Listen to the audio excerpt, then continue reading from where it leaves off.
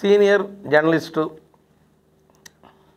ఉమ్మడి రాష్ట్రాల్లో ఆంధ్రప్రదేశ్ మ్యాగజైన్కి ఎడిటర్గా పనిచేసి ఎంతమందో ప్రశంసలు పొందినటువంటి, అలాగే ఉమ్మడి రాష్ట్రాల ముఖ్యమంత్రి వైఎస్ రాజశేఖర రెడ్డి గారికి పిఆర్ఓగా పనిచేసినటువంటి, అన్నిటికన్నా ముఖ్యమైనది మన ఏలూరుకు చెందినటువంటి శ్రీ వల్లీశ్వర్ గారు మన స్టూడియోకి రావటం, వారు స్టూడియోకి వచ్చిన ముందుగా ఆయనకి నమస్కారం, ధన్యవాదాలు తెలియజేసుకుంటున్నాను. వల్లీశ్వర్ గారు, సార్ మీరు ఎప్పుడు దీంట్లోకి ప్రవేశించారు జర్నలిస్ట్ ఫీల్డ్లోకి? 52 సంవత్సరాలైంది. 52 సంవత్సరాల నుంచి 53 సంవత్సరాలు బట్టి 1971లో నేను ఆంధ్రపత్రిక ట్రైనింగ్ రిపోర్టర్గా ఏలూరులో ప్రారంభించాను. అప్పుడు మంగళపల్లి చంద్రశేఖర్ అని ఒక పెద్ద ఆయన ఉండేవారు. ఆయన స్వాతంత్ర సమరయోధులు, PTI the mail Andhra Patrika reporter. వారి ద్వారా నేను ఒక 2 సంవత్సరాలు శిక్షణ తీసుకుని 1972 జయాంధ్ర ఉద్యమ కాలంలో చాలా విచిత్రమైన సన్నివేశాల్లో సందర్భాల్లో పనిచేయాల్సి వచ్చింది. అది గుర్తించి ఆంధ్రపత్రిక వాళ్ళు ఆయన సిఫార్సు మీద ఆయనకి వారసుడిగా నన్ను తీసుకున్నారు. ఏలూరులో ఆంధ్రపత్రిక రిపోర్టర్గా మంగళపల్లి చంద్రశేఖర్ గారు వారసుడిగా. అలా 1972 నుంచి ఇప్పటికి 52 సంవత్సరాలైంది. 52 సంవత్సరాలు జర్నలిస్ట్ ఫీల్డ్లోనే మీరు ఎలా ఉంది సార్? మీకు సంతృప్తిగా ఉందా ఈ ఫీల్డ్లో? సంతృప్తిగా కిక్, ఒక మజా ఉంది ఇందులో. నేను హై స్కూల్ రోజుల నుంచి నాకు ఒక తపన జర్నలిస్ట్ కావాలని.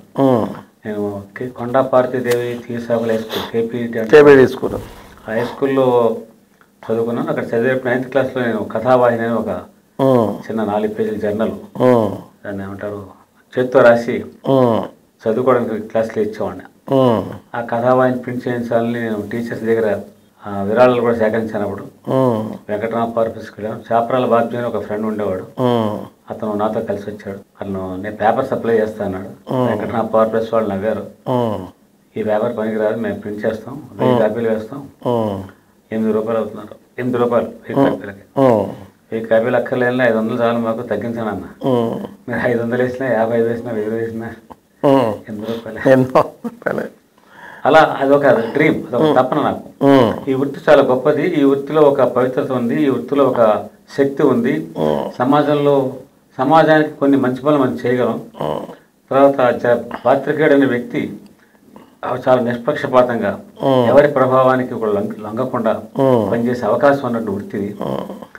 ఇందులో ఒక సంతృప్తి ఉంది, ఒక మజా ఉంది, ఒక ఆనందం ఉంది అని అప్పటి నుంచి కల. నేను కాలేజీ డిగ్రీ అవగానే నేను ఈ వృత్తికే రావాలి, నేను చంద్రశేఖర్ గారి చుట్టూ తిరగటం, వారితో 2 సంవత్సరాలు తిరిగిన తర్వాత 72 జయాంధ్ర ఉద్యమ కాలంలో చేసిన పనికి ఆంధ్రపత్రిక వాళ్ళు నన్ను అపాయింట్ చేశారు ఇక్కడ.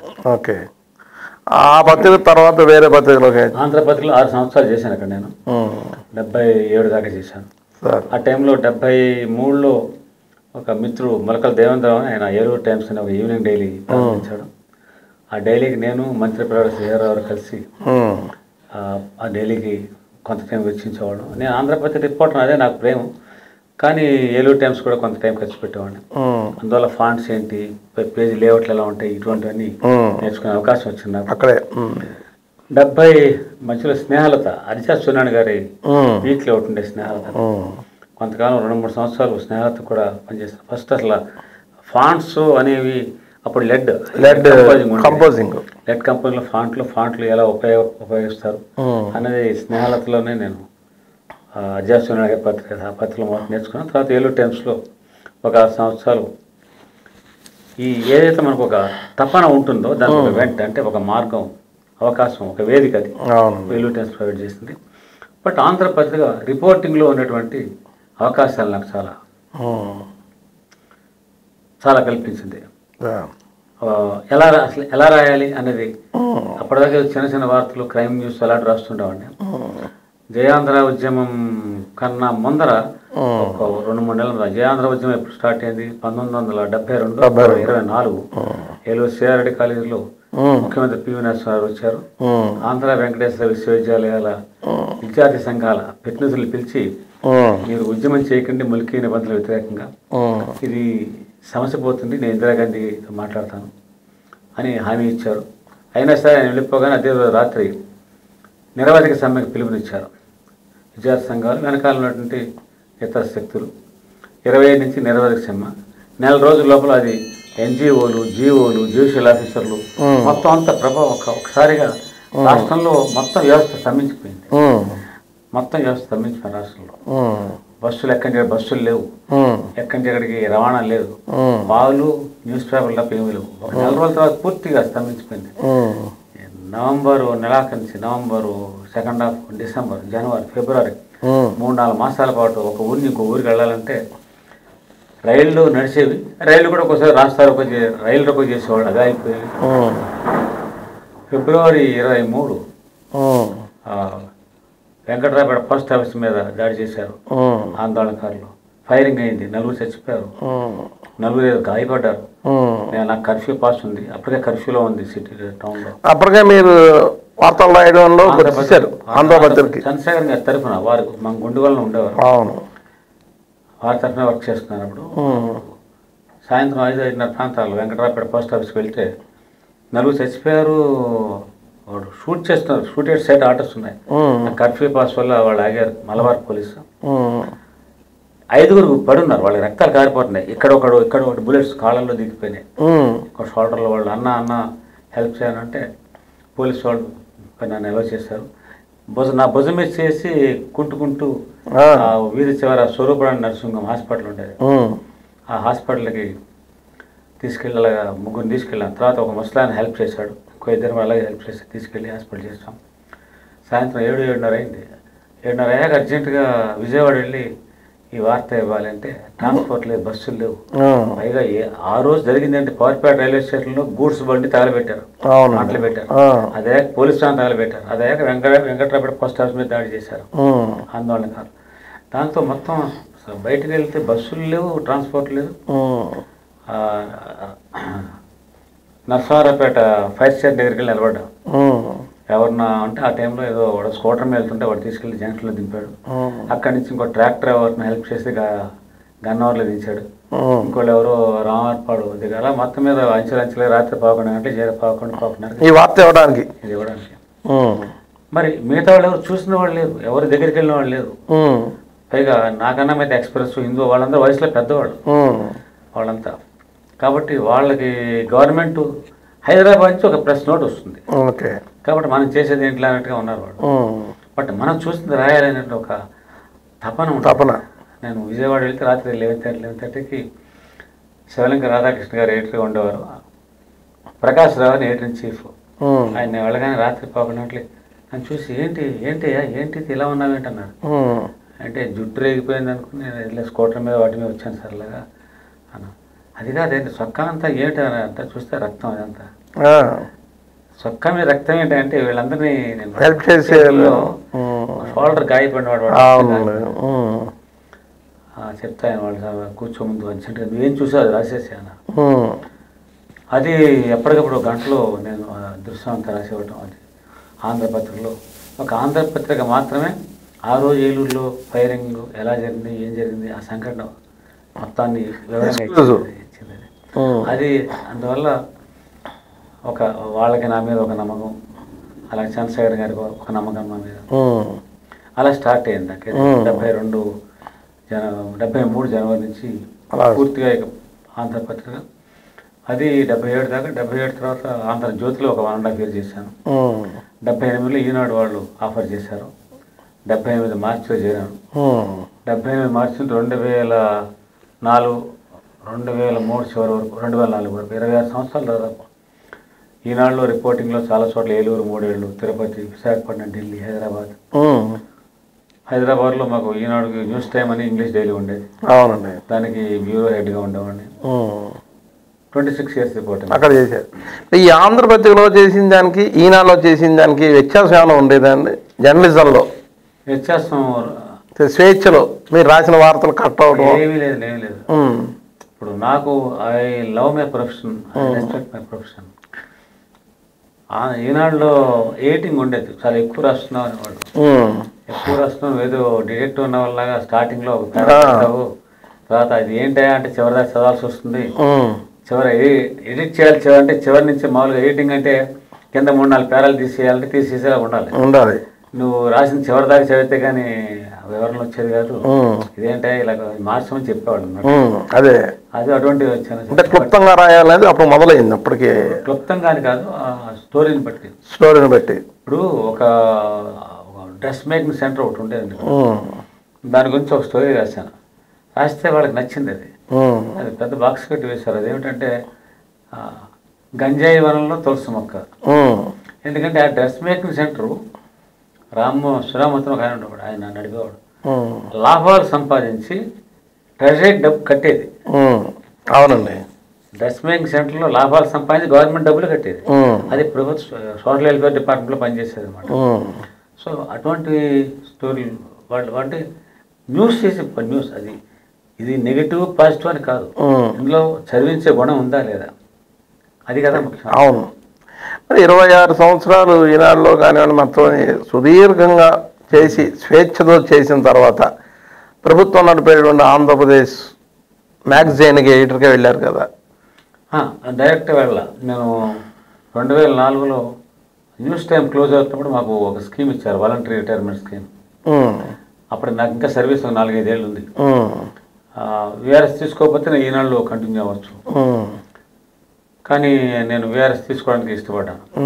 ఎందుకంటే న్యూస్ టైంలో నేను తప్ప మిగతా వాళ్ళందరూ బయట నుంచి వచ్చిన వాళ్ళు. తీసుకుని మాకు అమ్మాయి పెళ్ళికి వచ్చింది కాబట్టి డబ్బు వస్తుంది, పెళ్లి చేయొచ్చు కదా అమ్మాయికి అని విఆర్ఎస్ తీసుకున్నాను. 9 లక్షలంతా వచ్చినప్పుడు అది కూడా అమౌంట్ నాకు అమ్మాయికి పెళ్లి. ఆ రోజుల్లో చాలా ఎక్కువ. అందువల్ల బయటకు వచ్చేసాను. వచ్చేసిన తర్వాత హైదరాబాద్లో ఒక ఎన్ఎస్ఎస్ అని ఒక న్యూస్ ఏజెన్సీ ఉండేది చిన్నది. దాన్ని ఒక పెద్ద మల్టీ డైమెన్షనల్ ఏజెన్సీగా డెవలప్ చేయడానికి ఒక ప్లాన్స్ తయారు చేశాను.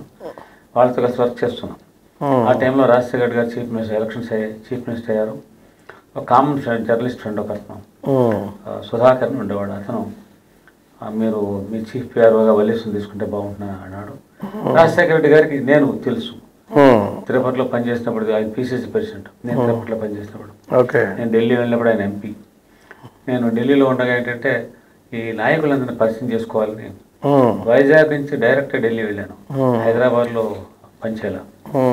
సో లీడర్స్ పరిచయం, అన్ని పార్టీల నాయకుల పరిచయం ఉండాలి. వెంకయ్య నాయుడు, బండారు దత్తాత్రేయ, కమ్యూనిస్ట్ నాయకులు సుధాకర్ ఉండేవాడు, సుధాకరు, అలాగే ఈయన రాజశేఖర్ రెడ్డి. వీళ్ళు నేను నాయకులు మా ఇంటికి బ్రేక్ఫాస్ట్ పిలిచేవాడిని. ఎందుకంటే పరిచయం కావాలంటే పొలిటీషియన్స్తో వాళ్ళతో సాయంత్రాలు గడపడానికి చాలామంది జర్నలిస్టులు ఉండే పద్ధతి. నాకు అది సరిపడదు. మరి ఎలాగా పరిచయాలు అవుతాయి మరి. అందుకని ఫస్ట్ నేను మా ఇంటికి బ్రేక్ఫాస్ట్కి ఇన్వైట్ చేసింది డాక్టర్ రాజశేఖర్ రెడ్డి గారు. పార్లమెంట్లో కనబడితే రేపు మా ఇంటికి రండి, నేను వచ్చి నెల అయింది పరిచయం అంటే వస్తాను. ఆయన భార్య కేపీ రామచంద్ర ముగ్గురు వచ్చారు. అలాగా ఈ పరిచయాల వల్ల ఏమంటే 1 to 1 అంటే వాళ్ళ ఇంటికి రావడం, గంట సేపు మాట్లాడుకోండి. 1 to 1 who is what is what అనేది తెలుస్తుంది. అలాగే ఇంకొక సంఘటన కూడా జరిగింది. అది బహుశా అది కూడా హెల్ప్ చేసి ఉండొచ్చు. 2003లో మా అమ్మాయి నేను ఢిల్లీలో ఉన్నప్పుడు మెనింజైటిస్ వచ్చి హాస్పిటలైజ్ అయింది. ఎయిమ్స్లో అడ్మిట్ చేసాం. సీరియస్ అది. ఆ టైంలో చాలామంది చూడడానికి వచ్చారు. విజయభాస్కర్ రెడ్డి గారు ముఖ్యమంత్రి అప్పుడు, రాజశేఖర్ రెడ్డి గారు కూడా వచ్చాడు. అంటే చాలా మందితో నాకు చాలా అనుభవాలు ఉన్నాయి. జర్నలిస్ట్గా ఉన్నారు కదా. రాజశేఖర్ రెడ్డి గారి గురించి చెప్తాను కాంటాక్ట్స్. ఆయన వచ్చి హాస్పిటల్లో వచ్చి అమ్మాయిని చూసి వెళ్తూ ఆయన కారులో వచ్చి ఒక బ్రీఫ్ కేస్ తీసి ఒక కట్ట ఇచ్చారు నాకు. కట్ట అంటే 100 రూపీస్ నోటు కట్టిస్తే నేను ఇదేంటి డాక్టర్ గారు అన్నాను. అంటే ఇంతే ఇస్తున్నారు ఏంటి అన్నట్టుగా ఆయన అర్థం చేసుకుని ఇంకో కట్ట తీశాను. అంటే నేనే ఇవి నాకు అవసరం లేదండి, నేను రోజుకి 5 రూపాయలు గవర్నమెంట్లో పెట్టి ఐ కెన్ అఫోర్డ్. ఈవెన్ అదే నాకు క్రెడిట్ కార్డు ఉంది, ఐ కెన్ మేనేజ్. కానీ మీరు డాక్టర్లో ఉన్న తెలుస్తూ మాట చెప్పండి అంటే అదే అవసరం లేదన్నాను. ఆర్ యూ షూర్ అన్నాడు. సో ఇది ఇటువంటి స్మాల్ ఇన్సిడెంట్స్ అవి రాజశేఖర రెడ్డి గారు ఇచ్చారన్నప్పుడు ఈ అమౌంట్ ఆఫర్ చేసింది రాజశేఖర రెడ్డి గారు. అవసరం ఉంటుందేమో, వైద్యం కావాల్సి వస్తుందేమో అనే తోటి ఆఫర్ చేశారు. కానీ మీరేమి తీసుకోవాలి. అది మన శక్తి దేంట్లో ఉంటుంది ఒక జర్నలిస్ట్కి. so long as you make believe all the concerned that you are an independent power, దాంట్లో ఉంటుంది. అంతే. జీ హుజూర్ అంటేను, లేకపోతే మీరు పార్టీకి పిలిస్తే వచ్చి సాగిస్తాను. ఇప్పుడు అలా ఉన్న,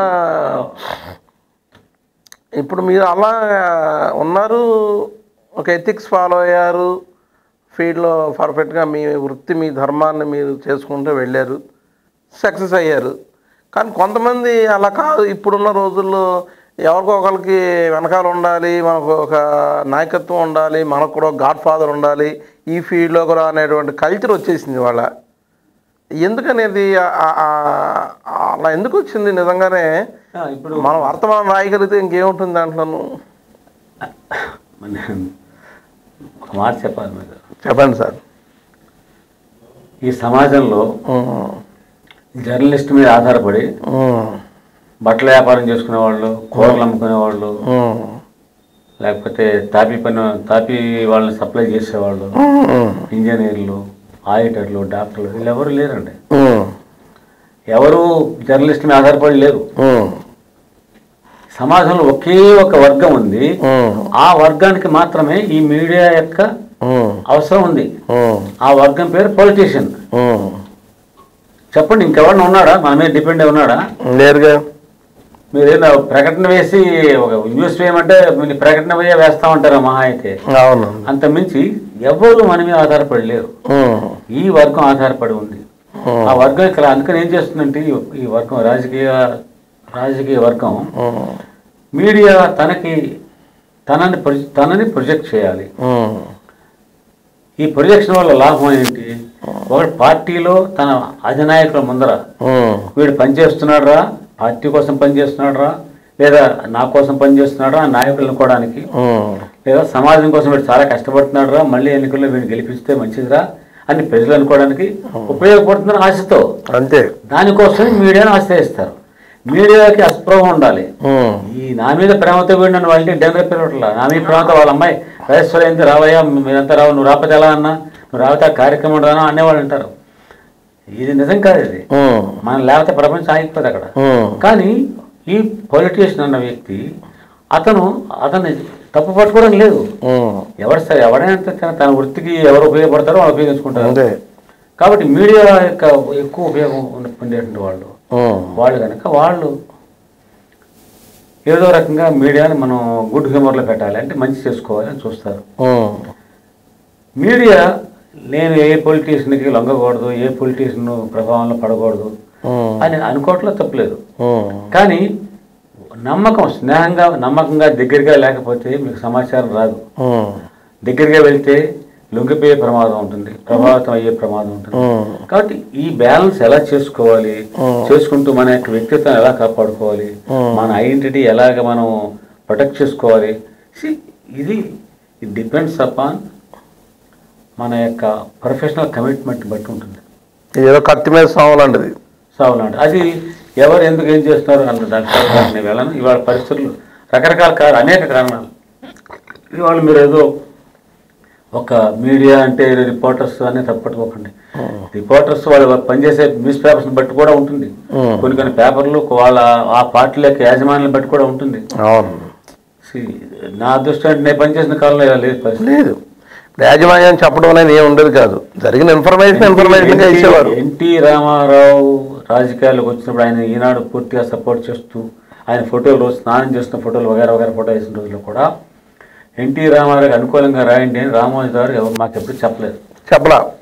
కొన్ని స్పెసిఫిక్ గైడ్ లైన్స్ ఇచ్చారు. ఆ గైడ్ లైన్స్ ప్రకారం వెళ్ళాలి. పార్టీ అధ్యక్షుడికి మాత్రమే మొదటి పేజీలో, అధ్యక్షుడు జనరల్ సెక్రటరీకి మాత్రమే మొదటి పేజీలో వార్త ఇస్తారు. మిగతా వాళ్ళకి ఎవరైనా లోపల ఇవ్వాల్సిందే. ఫోటోలు కూడా ఇలా కొన్ని గైడ్ లైన్స్ ఉంటాయి. తిరుపతిలో ఒక పార్టీ మహాసభ జరిగింది. ఎన్టీ రామారావు చీఫ్ మినిస్టర్ కాకమనుకు ఆయన తిరుసాన్ రోడ్లో తిరుపతిలో పార్టీ కార్యవర్గ సమావేశం పెట్టి అయిన తర్వాత ఆయన 82లో తిరుసాన్ రోడ్లో పెద్ద మహాసభ పబ్లిక్ మీటింగ్ అడ్రస్ చేశాడు. ఆయన అడ్రస్ చేస్తే జనం చాలా మంది వస్తారు కదా, ఎంతమంది వచ్చి ఉంటారు అని అనుకుని వెళ్ళాను. నేను కూడా వెళ్ళాను. వెళ్ళినప్పుడు చుట్టూ గ్రౌండ్ చుట్టూ కొలిచాను. జనం నిలబడ్డారు. చుట్టూ కొలిస్తే ఒక 2 లక్షల చదరపు అడుగులు వచ్చింది క్యాల్కులేట్ చేస్తే. 2 లక్షల చదరపు అడుగుల మనిషి నిలబడితే అంత పాదాల దగ్గర 1 స్క్వేర్ ఫీట్ సరిపోతుంది కదా, ఒక స్క్వేర్ ఫుట్. ఓకే, సో మనిషి 2 లక్షల మంది నిలబడి ఉంటారు. ఒక అంచనా వేసి నేను 2 లక్షల మంది దాదాపు పాల్గొన్నారు అని రాశాను. ఆ మర్నాడు రామోజీ గారు ఊళ్ళో ఉన్నారు. ఆయన పిలిచి అడిగారు, 2 లక్షల మంది ఎలా లేక అంచనా వేశారు, ఈ తిరుపతి జనాభా ఎంత అన్నారు. 1.5 lakh అన్నాను. మరి 2 లక్షల మంది వచ్చారు, ఎక్కడి నుంచి వచ్చారు అన్నారు. జిల్లాలో చాలా వాళ్ళ నుంచి వచ్చేసారు జనం అంతా. ఎలా కొలిచావు అన్నారు. నేను ఎలా చెప్పాను, కూర్చున్న వాళ్ళ సంగతి ఏంటి, ముందర నిలబడితే నడుము దగ్గర ఎంత స్పేస్ కావాలి, ఇలాంటివన్నీ ఆయన అనలిటికల్గా అడిగారు. చెప్పాక నాకే అర్థమైంది, 2 లక్షలు కరెక్ట్ కాదు, 1 లక్ష ఉండొచ్చు, అంతకుమించి ఎక్కువ రావడం లేదు. అందుకని ఏమన్నారంటే ఆయన, చూడు వల్లేశ్వర్, మనకి నువ్వు రిపోర్ట్ అంతా బాగా రాస్తావు, ఫిగర్ ఇవ్వకపోతే నష్టం లేదు. ఇవ్వడం వల్ల మన క్రెడిబిలిటీ క్వశ్చన్ చేయబడుతుంది. ఈనాడు క్రెడిబిలిటీ ఇస్ మోర్ ఇంపార్టెంట్. నువ్వు నెంబర్ వేయిపోయినా నష్టం లేదు మనకి. ఇటువంటి కొన్ని సంఘటనలు అదే బాగా అబ్జర్వ్ చేశారు రామోజీ గారు. చాలా చాలా చాలా అంటే ఆయన కూడా రాయడం అని చేసేవారని ఓన్లీ మేనేజ్మెంటేనా? ఆయన రాసేవారేమో నేను చూడలేదు, కానీ ఆయన ఎడిటోర్లు అవి కూడా ఆయన కంటెంట్ టాపిక్ ఇచ్చేవారు. లీడర్ రైటర్స్ ఉండేవారు. ఎంవిఆర్ శాస్త్రి గారు ఆయన ఒక లీడర్ రైటర్, అంటే ఎడిటోర్లు రాస్తుంటారు, వాళ్ళు రాసేవాళ్ళు. ఓకే, బట్ ఇది ఇది ఇది ఇది ఏమంటుందంటే ఈ కల్చరు ఒక కాన్ఫిడెన్స్ ఇస్తుంది. ఒక a confidence, I can be a thorough professional. ఈ సంస్థలో నేను ఒక థరో ప్రొఫెషనల్ పనిచేయగలను. మీరు చెప్పారు పొలిటీషియన్స్. ఒక సంఘటన చెప్తాను, ఒక ఇంట్రెస్టింగ్ సంఘటన. నేను ఢిల్లీలో పనిచేస్తున్నాగా ఒక రోజు రాత్రి అరౌండ్ 7:38కి అప్పుడు పిసిసి ప్రెసిడెంట్ వి హనుమంతరావు ఉండేవాడు. హనుమంతరావుతో ఒక అర్జెంటుగా ఒక సబ్జెక్టు క్లారిఫికేషన్ కావాల్సి వచ్చింది. ఆయన ఒక్కడే చెప్పగలడు. ఆయన సో ఆయన కలవాలంటే ఏబీ భవన్లో ఉండేవాడు. ఏబీ భవన్ ఫోన్ చేస్తే రూమ్లో ఉన్నారన్నారు. కలపండి అన్న, ఎన్నిసార్లు రింగ్ చేసినా ఎత్తట్లేదన్నారు. సో మా ఆఫీస్కి దగ్గర, అది ఇండియన్ న్యూస్ పేపర్స్ అసోసియేషన్ బిల్డింగ్లో ఈనాడు దగ్గర నేను వెళ్తే ఆయన ఇంకొక 5-6 జర్నలిస్టులు ఫ్రెండ్స్తో కూర్చున్నాడు. కూర్చుని వాళ్ళంతా డ్రింక్స్ తీసుకుంటున్నారు. నేను వెళ్ళగానే, బాస్ కొంచెం మాట్లాడాలి, బయటకు వస్తావా అన్న. వల్లిబాబు కొంచెం నువ్వు కూడా ఒక గ్లాస్ తీసుకో. నేను తీసుకోను. నువ్వు తీసుకుంటే నేను చెప్పి మాట్లాడతాను, లేకపోతే మాట్లాడడం మానేసాను. పైగా వాళ్ళంతా నా ఫ్రెండ్స్, నా క్రానికల్, ఆంధ్రబాబు, ఇంకా ఆంధ్రజ్యోతి, అందులో ఒక్కళ్ళు తప్ప మిగతా వాళ్ళందరూ they are also joining the drinks. She was insisting that I should join. కానీ నేను అన్నాను, నేను తీసుకోను, నాకు సమాచారం కావాలి, బయటకు వస్తే 2 నిమిషాలు మాట్లాడి వెళ్ళిపోతాను. నువ్వు తీసుకుంటే నేను తీసుకోను. అయితే నేను అన్నాడు. సరే చెప్పకపోతే మానేసి నేను వెళ్ళిపోతాను అంటే, సరే ఒక పని చేద్దాం, పని మళ్ళీ రాజుకి వచ్చాడు. అంటే అభిమానంగా నువ్వెందుకు తీసుకోవచ్చు చెప్పు, పోనీ బయటకు వస్తాను అంటే, వీళ్ళంతా నా ఫ్రెండ్స్, వాళ్ళందరూ ముందు చెప్పడం బాగుండదు, నువ్వు బయటకు వచ్చి మాట్లాడదా. నువ్వు చెప్తే వస్తాను, నాకు ఆ విషయం ఇంపార్టెంట్. చెప్తే బయటకు వస్తావా, మాట్లాడతాను, చెప్తాను. సరే చెప్తాను. నేను నాకు డ్రింక్స్ మీద వ్యామోహం లేదు, నెంబర్ 1. రెండోది, నాకు తాగాలనిపిస్తే ఒక వైన్ తాగుతాను, ప్రెస్ క్లబ్కి వెళ్ళి తాగుతాను. ఇవాళ వరకు ఇక్కడ ఉన్న పలానా వాళ్ళు, ఈయన నేను రామారావు ఉండేవాడు, ఎప్పుడైనా వెళ్తే క్లబ్కి వెళ్ళిన వైన్ తాగాం. తప్పితే నేను ఏ పొలిటీషియన్తో కానీ, ఏ బిజినెస్ మ్యాన్తో కానీ ఎప్పుడు డ్రింక్స్ తీసుకోలేదు. మెయిన్ రీజన్ నాకు వాటి మీద వ్యామోహం లేదు. రెండోది, ఎప్పుడన్నా ఫ్రెండ్స్ వెళ్దామంటే ఇది పొలిటీషియన్తో, బిజినెస్ మ్యాన్తో నేను తీసుకోను. ఆ వైన్ కూడా తీసుకోను, నా ప్రిన్సిపల్ ఇది. ఎందుకన్నాడు, నన్ను జడ్జి చేస్తావు బాస్ నువ్వు. నేను ఇవాళ నీ దగ్గర ఒక్క పెగ్గ తాగినా, రేపటి నుంచి నీకు వ్యతిరేకంగా ఏదన్నా ఒక స్టోరీ నా నుంచి వచ్చిందంటే, అవట్లో నన్ను ఏదో ఇలాగే మేనేజ్ చేసి ఉంటాడు, నేను రాత్రి అంతా అందుకే రాశాను అనుకుంటాను. I don't like to be judge like that.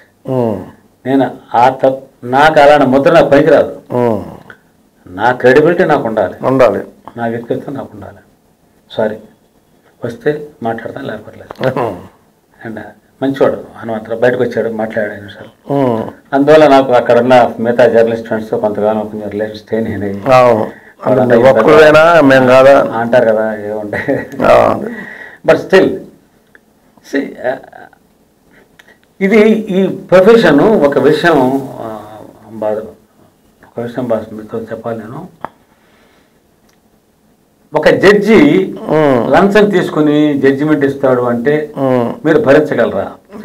Any citizen, సామాన్య పౌరుడు ఎవడైనా, మీడియాని ప్యాంపర్ చేస్తున్న వాళ్ళు కూడా నేను అడుగుతున్నా, ప్యాంపర్ చేసి ప్రయోజనం పొందాలనుకుంటున్న వాళ్ళని అడుగుతున్నాను. ఒక జడ్జి లంచగొండి అంటే can you accept it? Judge ఎలా ఉండాలి? ఒక టీచర్ ఉన్నాడు హై స్కూల్లో, తన దగ్గర ట్యూషన్ చదివే వాళ్ళకి ఆయన డబ్బు తీసుకుని మార్కులు వేస్తాడు అంటే మీరు యాక్సెప్ట్ చేస్తారా? మీ పిల్లల్ని స్కూల్ పంపిస్తారా? పంపలేరు. సమాజంలో ప్రతి ఒక్క డాక్టర్ వాడు చచ్చిపోయిన వాడికి ఆపరేషన్ చేశాడు, సర్జరీ చేశాను, బిల్ చేశాడు, యాక్సెప్ట్ చేస్తారా? మీరు fight for everything, fight for సొసైటీలో. ఒక అర్చకుడు ఉన్నాడు దేవాలయంలో, పూజారైనా, ఆయన ఎక్కడో మీకు ఎక్కడో బార్లో ఎక్కడ కనబడ్డాడు. Can you accept it? అసలు మన సమాజంలో ఎవరు ఎలా ఉండాలని ఒక చిత్రం ఇవ్వబడిందో, ధర్మం చెప్పబడిందో, లేదా అనుచానంగా అంటే మనకు వస్తూ ఉన్నదో సంప్రదాయం, ఆ రకంగా సమాజం ఎక్స్పెక్ట్ చేస్తుంది. జడ్జి, ఒక టీచరు, ఒక డాక్టరు, ఒక ఇంజనీరు, ఒక ఆడిటరు, వీళ్ళంతా ఎలా ఉండాలని సమాజం అనుకుంటున్న సమాజంలో నేను ఉన్నాను, మీరు ఉన్నారు. ఆ సమాజం జర్నలిస్ట్ అంటే ఇలా ఉండాలనుకుంటుంది, వారి దగ్గరికి ఇలాంటి వాస్తవం రావాలనుకుంటుంది. ఇలాంటి అనుకునే సమాజంలో మీరు భాగమై ఉండి మీరు ఇక్కడ రాగానే నా స్టోరీలో నేను చేస్తాను, నేను వాడి కోసం పనిచేస్తాను, వీడి కోసం పనిచేస్తాను, ఈజ్ ఇట్ కరెక్ట్? కాకపోవచ్చు. That's all my question is this. మీరు ఈ సమాజంలో ప్రతి ఇతర రంగాల్లో ఉన్నటువంటి ప్రతి ఒక్కడు ఎలా ఉండాలి నువ్వు కోరుకుంటున్నావో, అలాగే నువ్వు ఎలా ఉండాలి సమాజం కోరుకుంటుంది. Be like that. నేను ఉండలేను ఈ ఒడ్చులకు రాక, నేను ఇలాగే జీవిస్తాను, ఇంకా చాలా వస్తున్నాను జీవించడానికి. దీన్ని కంటామినేట్ చేస్తూ ఒక దేవాలయంలో ఒక అర్చకుడు ఎంత పవిత్రంగా ఉండాలని నువ్వు భావిస్తావో, ఈ ప్రొఫెషన్లో జర్నలిస్ట్ ఎలా పవిత్రంగా ఉండాలని సమాజం కోరుకుంటుంది. నువ్వు జర్నలిస్ట్ కాకపోతే నువ్వు కోరుకున్నావు, నువ్వు ఇవాళ నువ్వు ఇంకో రకంగా బిహేవ్ చేస్తావు. How can you think that you have a right to behave? అంటే ఒక్కటి వల్లీశ్వర గారు, మీకున్న అనుభవం, మీకున్న ఎథిక్స్, మీకున్న పరిస్థితులు అలా ఆ కాలమాన పరిస్థితి ప్రకారం నడిచాయి. ఇవాళ ఉన్నటువంటి వాతావరణంలో, ఇవాళ ఉన్నటువంటి ఖర్చుల్లో, ఇవాళ ఉన్న మెయింటెనెన్స్లో ఈ విలేకరుల వృత్తిలో ఉన్నటువంటి వాళ్ళకి మేనేజ్మెంట్ నుంచి కోఆపరేట్ లేదని, మరి వీళ్ళు ఏదో రకంగా బతకవలసిన అవసరం ఉంది, వాళ్ళు కూడా ఫ్యామిలీతో లీడ్ చేయాలి, వాళ్ళు బతకాలనేటువంటి పరిస్థితి ఉంది.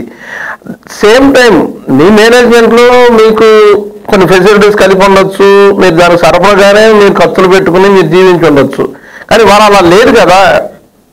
మీరు జర్నలిస్ట్గా ఉన్న సందర్భంలో ఎలా ఉండాలి అని మీరు అనుకుంటున్నారు, ఇలా ఉండాలి, కరెక్ట్. అది మరి మేనేజ్మెంట్ నుంచి ఆ రకమైనటువంటి పరిస్థితి ఉండాలి కదా. ఉన్నప్పుడు మీరు కంఫర్ట్గానే ఉంటారు కదా వీళ్ళు.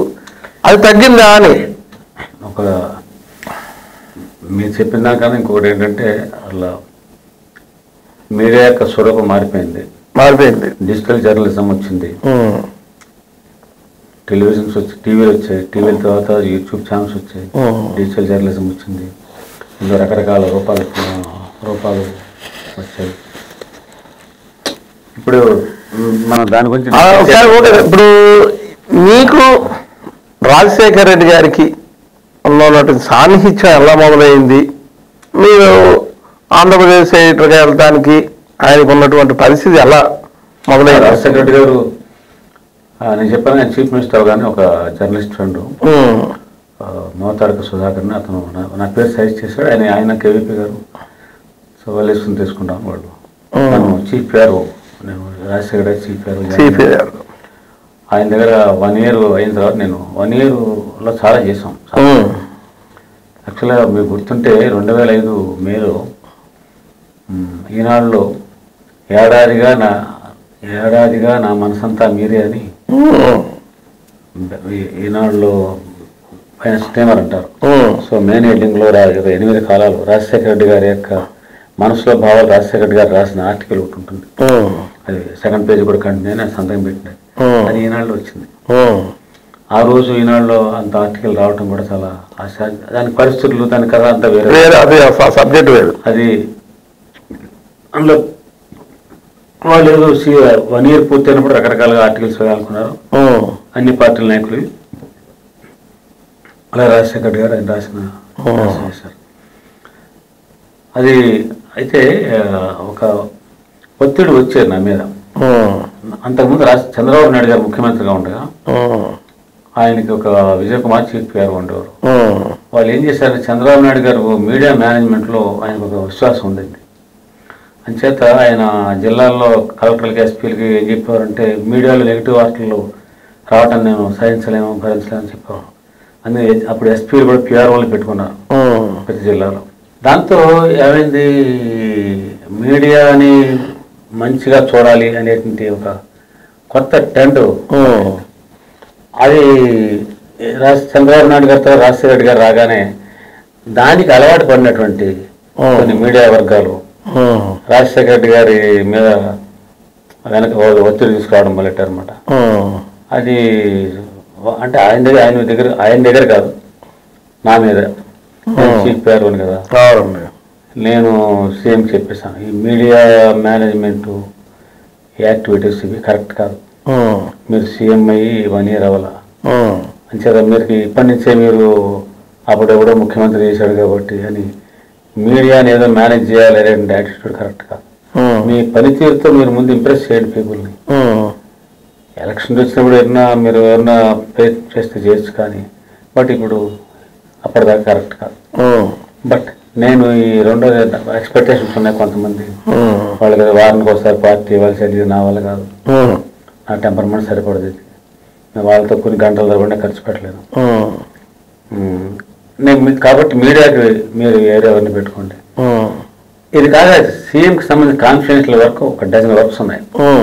డైలీ న్యూస్ పేపర్స్ చూడాలి, టీవీలు చూడాలి, సీఎంకి తెలియాల్సిన విషయాలు ఉంటాయి. బీహార్లో ఏం జరిగింది, కర్ణాటకలో ఏం జరిగింది. ఫర్ ఎగ్జాంపుల్ కర్ణాటకలో నక్సలైట్ల మీద బ్యాన్ ఇంపోజ్ చేశారు, మధ్యాహ్నం 3 గంటలు జరిగింది. అది ఇమీడియట్గా సీఎం తెలియాలి. అది సీపీఆర్ ఏదో వేరే మీటింగ్లో ఉంటే తెలియకపోవచ్చు. దీనికి మనం ఏం చేయాలి నెక్స్ట్? అలాగే పార్టీ లీడర్ సోనియా గాంధీ ఆవిడ ఎక్కడో నేపాల్లో మీటింగ్ అడ్రస్ చేసింది. అక్కడ ఆవిడ ఏం మాట్లాడింది, ఆ మాట్లాడిన దాన్ని సీఎం ఎలా స్పందించవచ్చు, స్పందించి సోనియా గాంధీకి ఎలాంటి లెటర్ రాస్తే బాగుంటుంది. లేదా మన్మోహన్ సింగ్ ఎక్కడో గుజరాత్లో ఏదో మీటింగ్లో మాట్లాడుతూ మీ స్టేట్కి ఇస్తున్నాను అన్నారు కాబట్టి అది మన అడ్వాంటేజ్ తీసుకుని మనం కూడా లెటర్ ఎందుకు రాయకూడదు సింగ్ గారికి, మాకు ఇది కావాలి. ఇలాంటివి అనేక అంశాలు ఉన్నాయి. కాబట్టి ఇవన్నీ నేను చూస్తాను. ఆయన స్పీచెస్ తయారు చేయాలి, సీఎంకి కాన్ఫిడెన్షియల్ లెటర్స్ తయారు చేయాలి, తర్వాత ఇంటర్వ్యూస్ తయారు చేయాలి. చాలా మ్యాగజైన్స్కి ఇంటర్వ్యూలు అడుగుతుంటారు. కొన్ని మ్యాగజైన్స్ సీఎం ఇంటర్వ్యూస్ ఇస్తారు, అన్నిటికీ ఇవ్వలేరు. ఇక ఫర్ ఎగ్జాంపుల్ ఎయిర్ ఇండియా వాళ్ళు అనుకోండి, వాళ్ళకి ఇంటర్వ్యూ కావాలంటారు, ఎందుకంటే వాళ్ళకి అడ్వర్టైజ్మెంట్ కావాలి. అడ్వర్టైజ్మెంట్ ఇస్తుంది గవర్నమెంట్, కాబట్టి ఇంటర్వ్యూ కూడా అడుగుతారు, తయారు చేసేవారు వాళ్ళకి. ఇలాంటివి ఒక 12 వర్క్స్ ఉంటాయి. ఇంకా చాలా ఉన్నాయి, అవన్నీ వేరే ఉన్నాయి. ఇవన్నీ నేను చేస్తాను. ఈ మీడియా తలపు నాకు ఉంటాను. అప్పుడు చంద్రశేఖర్ రెడ్డిని ఇంకొకరిని అపాయింట్ చేశారు. అప్పుడు నాకు ఆంధ్రప్రదేశ్ చీఫ్ ఎడిటర్గా ఇచ్చారు. ఇది కమిషనర్ ఐఎన్పిఆర్, ఆయన చీఫ్ ఎడిటర్ పోస్ట్ నాకు ఇచ్చారు. ఇచ్చి మిగతా ఈ వర్క్స్ అన్ని కంటిన్యూ అవుతాయి.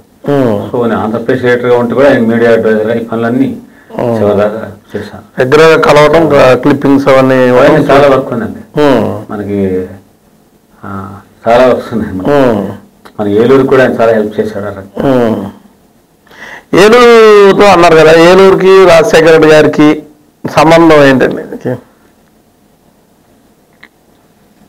అంటే పొలిటికల్గా నేను మాట చెప్పను, బట్ ఒక సంఘటన జరిగింది 2007, 2008లో. హేలాపురి సంస్కృత పాఠశాల ఉంది మనకి. మీ సంస్కృత పాఠశాల అది ఒక సత్రం, దానిలో 1950 నుంచి 40-50 నుంచి ఎక్కడెక్కడి నుంచో విద్యార్థులు సంస్కృతం నేర్చుకునేవాళ్ళు. సంస్కృతం నేర్చుకోవటం వల్ల ఏంటంటే సంస్కృతం నేర్చుకుని వాళ్ళు ఒక 5 కావ్యాలు చదవాలి, ఇక్కడ చదువుకుని వెళ్ళేవాళ్ళు. సంస్కృతం వస్తేనే వాళ్ళు సంస్కృతంలో గ్రంథాలు చదవగలుగుతారు. ఆ గ్రంథాల మీద ఇప్పుడు మైలవరం నరసింహం గారు మీరు చెప్పారు, వారు మాట్లాడగలుగుతారు. సంస్కృతం చదవటం వల్ల వారు సంస్కృతిలో ఏముందో చెప్పగలుగుతారు. అలా అనమాట. అలాగా చాలా మంది కొన్ని వందల మంది విద్యార్థులను తయారు చేస్తుంది. వాళ్ళు ఇప్పుడు చాలా పెద్ద పెద్ద పొజిషన్స్లో ఉన్నారు. వాళ్ళు యనమండ్ర వేణుగోపాల శాస్త్రి గారిని ఒక ఆయన ఈ యజ్ఞాలు యాగాలు చేస్తుంటారు, చాలా పెద్ద ఋత్విక్. అటువంటి వాళ్ళు చాలా గొప్ప వాళ్ళు ఉన్నారు. అలాంటి సంస్థ పాఠశాలని ఎన్విరాన్మెంట్ డిపార్ట్మెంట్ వాళ్ళు ఆ సత్వం తీసేసుకోవాలని ట్రై చేసి, ఇంకా పాఠశాల ఎదుర్కొండ స్థలం ఉంది, ఆ స్థలం వదిలేసి ఈ పాఠశాల మొత్తం తీసేసుకోవాలని వాళ్ళు ట్రై చేశారు. వాళ్ళు చంద్రబాబు నాయుడు గారి టైంలోనే వాళ్ళు పనిచేశారు, నోటీసులు ఇచ్చారు, కోర్టుకు వెళ్ళారు, కోర్టులో నడిచింది. చివరికి నిస్సహాయ స్థితిలో ఉన్నప్పుడు 2007లో 2008లో నా దృష్టికి వచ్చింది. కొంతమంది వచ్చి పాఠశాలలో ఎన్విరాన్మెంట్ డిపార్ట్మెంట్ వాళ్ళు తీసేసుకుంటున్నారు, మనం ఇవాళ రేపు హ్యాండ్ ఓవర్ చేసేయాలని పరిస్థితి వచ్చింది. ఎలాగైనా ఇది పాలన. నేను కూడా ఇక్కడ చదువుకున్నాను, నాకు ఎమోషనల్ అటాచ్మెంట్ ఉంది ఆ పాఠశాలతోటి. నేను అప్పుడు రాజశేఖర గారి దగ్గరికి వెళ్ళి రిప్రజెంటేషన్ ఇచ్చాను. ఈ పాఠశాల దీని విలువ ఇది, దీంట్లో నేను కూడా చదువుకున్నాను, ఈ పాఠశాలను ఎలాగైనా ఎన్విరాన్మెంట్ డిపార్ట్మెంట్ వెళ్ళకుండా ప్రొటెక్ట్ చేయాలి. ఆయన వెంటనే ఒక ఇన్షియల్ వేసి పంపించారు. పంపిస్తే అది ఐవి సుబ్బారావు ఉన్నప్పుడు ఆయన ఎన్విరాన్మెంట్ మినిస్టర్ రెవెన్యూ ఎన్విరాన్మెంట్ చూసేవారు. అది సబ్జెక్ట్ వెళ్తే ఆయన వెంటనే ఇక్కడ కింద నుంచి ఇక్కడ అసిస్టెంట్ డైరెక్టర్ వాళ్ళందరికీ వాళ్ళకి ముట్టుకాయలు వేసి ప్రాపర్గా పెట్టండి అని చెప్పి ఆయన మళ్ళీ ఎలా రిపోర్ట్ కావాలో ఆ రిపోర్ట్ తెప్పించి ఆయన చేసి ఇది ఎన్విరాన్మెంట్ డిపార్ట్మెంట్ తీసుకోనక్కర్లేదు, పాఠశాల నడవనివ్వాలి అని ఆయన పెట్టారు. ఈ ఫైలు ఎండోమెంట్ మినిస్టర్ ద్వారా రావాలి. అవునండి. ఆ మినిస్టర్ ఆయన ఒంగోలు జిల్లా వెంకటరెడ్డి ఒక ఆయన ఉండేవాడు. ఆయన ఏం చేశాడు, ఫైల్ మీద అడ్డంగా రాశాడు. నేను ఇంటికి వెళ్ళి మాట్లాడా ఉదయం వెళ్ళి, అన్న ఇది చేయాలన్నా పాఠశాల, తప్పకుండా చేస్తానన్నాడు. ఆ మధ్యాహ్నం నేడిపోగానే మళ్ళీ అడ్డంగా రాశాడు, ఒక్కలే ఎన్విరాన్మెంట్ డిపార్ట్మెంట్ తీసేసుకోవచ్చు అంటున్నాను. ఇప్పుడు ఫైల్ మళ్ళీ ఐవి సుబ్బారావు గారికి వెళ్ళిపోయింది, రెవెన్యూ సెక్రటరీ. ఆయన ఏమిటి సంగతి ఇది, ఏమిటి సుబ్బారావు ఇలా చేశారంటే ఏం చేయాలి, ఎండోమెంట్ మినిస్టర్ రాశాడు, మీరు సీఎంకి పంపండి అన్న. నేను పంపడానికి లేదు, మినిస్టర్ రాసిన తర్వాత నాకుగానే పంపాను, సీఎం అడిగితే ఫైల్ పంపిస్తాను. నేను మళ్ళా సీఎం చెప్పి సీఎం సెక్రటరీ సుబ్రహ్మణ్యం ఆయనతో మళ్ళా ఫోన్ చేయించి ఫైల్ పంపించమని సీఎం అడుగుతున్నారు. ఫైల్ అప్పుడు ఫైల్ వచ్చింది, సీఎం దాని మీద రాసి రాశారు. సంస్కృత పాఠశాల స్వతంత్రంగా ఉండి తీరాలి, endowment department has nothing to do, దీన్ని తీసుకోవాలని అవసరం లేదు అని రాశారు. అప్పుడు జీవో ఇష్యూ చేశారు. 10 సంవత్సరాలు లీజ్కి ఇచ్చేశారు. ఆ 10 సంవత్సరాల లీజ్కి అది ఎండోమెంట్ డిపార్ట్మెంట్కి అబంధస్తాన్ని వేడిపడింది. 10 సంవత్సరాలు సంస్థ నిలబడింది కదా, దాన్ని కొంత రెనోవేషన్ చేశారు. 10 సంవత్సరాలు పూర్తి అవుతున్న టైంలో ఆయన అయ్యంగారిని ఇక్కడ జర్నలిస్ట్ ఉన్నారు, ఆయన ఇన్స్టిట్యూట్ తీసుకునేప్పుడు అప్పటికి నేను చెప్పినంత అవిభక్త ఆంధ్రప్రదేశ్లో రాష్ట్రం డివైడ్ అయిన తర్వాత కొద్దిగా ఆంధ్రప్రదేశ్ వచ్చింది కదా, అప్పుడు ఐవైఆర్ కృష్ణారావు చీఫ్ సెక్రటరీ ఉండగా అయ్యంగారు వెళ్ళి ఐవైఆర్ కృష్ణారావు కలవటం, వారు లీజ్ మరొక లాంగ్ లీజ్ ఇవ్వడం జరిగింది. బట్ ఆ రోజు రాజశేఖర రెడ్డి నేను చెప్పినప్పుడు సంస్కృత పాఠశాల దాని విలువ ఆయన చాలా విలువ ఇచ్చేవాడు. అంటే వీళ్ళంతా సంస్కృతం, మా అయ్యవారంతా సంస్కృతం మాట్లాడేవారా అన్నాడు ఆయన. అయ్యవాళ్ళు అంటే వాళ్ళ ఊళ్ళో గుళ్ళు. అవునండి, అర్చకులు అనమాట. ఆయన 1987లో అర్చక వ్యవస్థ దేవాలయాల మిరాసి వ్యవస్థను రద్దు చేశాడు ఎన్టీ రామారావు. ఆ ప్రభుత్వం రద్దు చేసింది, సల్లాపండే కమిషన్ నియమించి చేశారు. అదే తిరుమల దేవస్థానం అన్ని దేవస్థానాలు చేశారు.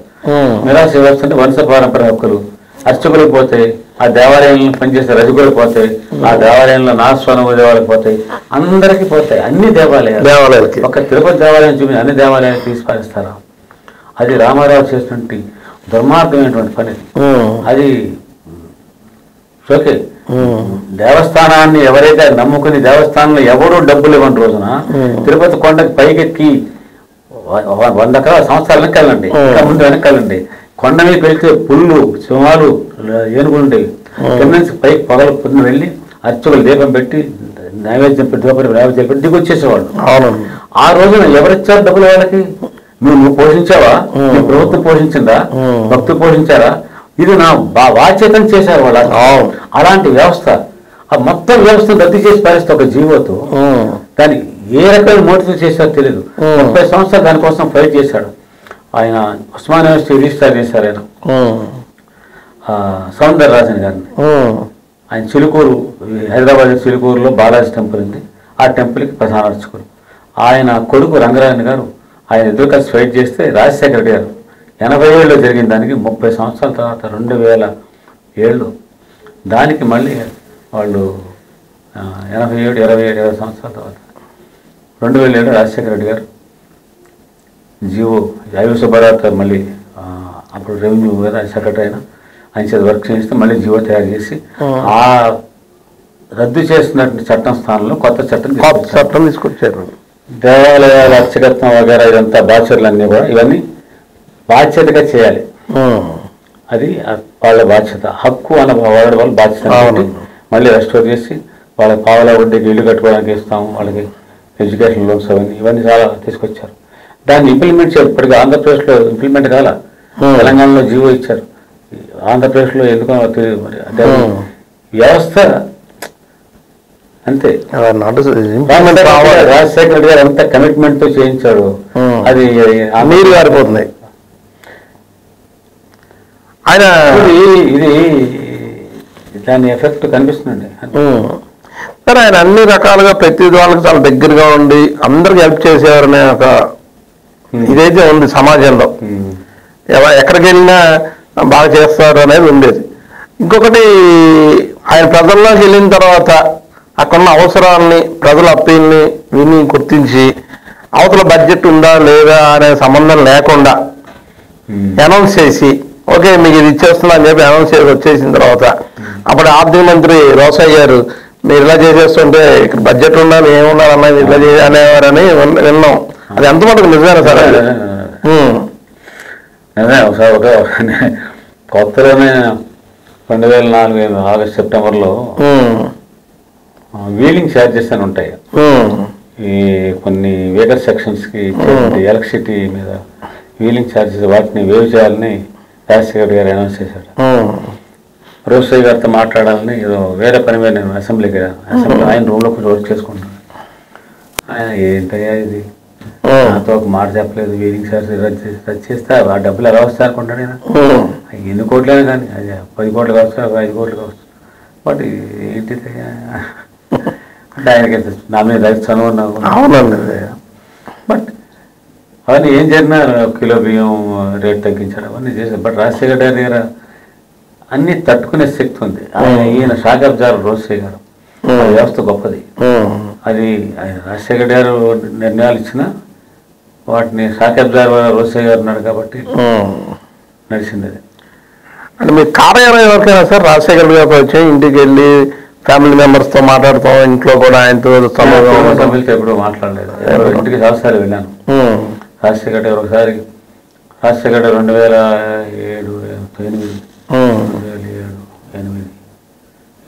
2008లో అనుకుంటాను.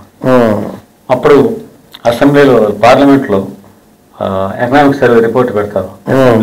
పార్లమెంట్ బడ్జెట్ సమావేశాల ముందు రోజు ఆ రిపోర్ట్లో ఏం చెప్పారంటే గ్రోత్ రేట్ 9% అని ఎకనామిక్ సర్వే రిపోర్ట్ చెప్పింది.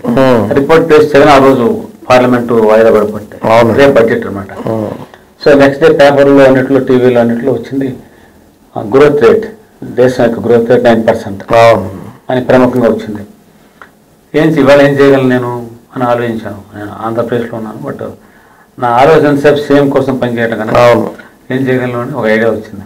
వెంటనే ఒకటి తయారు చేశాను, సిస్టంలో తయారు చేసి మధ్యాహ్నం ఆయన లంచ్ టైంకి ప్రోగ్రామ్ ఏంటంటే 1 గంటకు వస్తారు ఇంటికి, లంచ్ చేస్తారు, 2 o'clockకి క్యాంప్ వెళ్తున్నారు, హెలికాప్టర్లో అన్నారు.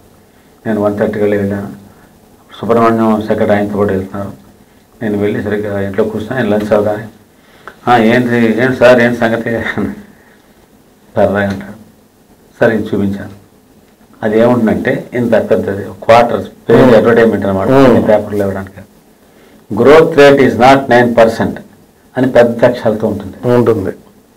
డాట్ డాట్ డాట్ అటెంప్ట్ దేని మీద వెళ్తుంది. పొద్దున్నే మీడియాలో ఏమొచ్చింది, ఇవాళ 9% వచ్చింది, నాట్ 9% అని స్పేస్ కింద చిన్న అక్షరాల్లో growth rate is not 9%, it is 10.45% in Andhra Pradesh. And production paddy production is also some 1 million tons అని చిన్న లైన్స్ ఉంటాయి అంతే. ఈ 9% నిన్న మీడియాలో వచ్చి వాళ్ళు కాదని కాదు వస్తే ఏం ట్రాన్స్ చూస్తారు కదా, ఇది దేశంలో అన్ని పేపర్లో రావాలి. ఇదే నేను తీసుకెళ్ళింది. ఆయన చూడగానే ఆనందం పట్టలేక అన్నాడు, ఆయన సొంతం పెట్టాడు. కమిషనర్కి తెలియదు, అవసరం లేదు, because I was media advice to అంతే మినిస్టర్. తీసుకొచ్చి కమిషనర్కి ఇచ్చాను. దేశంలో అన్ని ఇంగ్లీష్ పేపర్లో అన్ని లీడింగ్ లాంగ్వేజెస్లో రావాలని చెప్పారు. వచ్చింది అది. అందరూ ఢిల్లీ నుంచి ఫోన్లు వచ్చేసి అరే ఏం బాస్ అని యూనియన్ మినిస్టర్స్ వాళ్ళు ఫోన్ చేసి నెక్స్ట్ డే చెప్పారు సీఎం.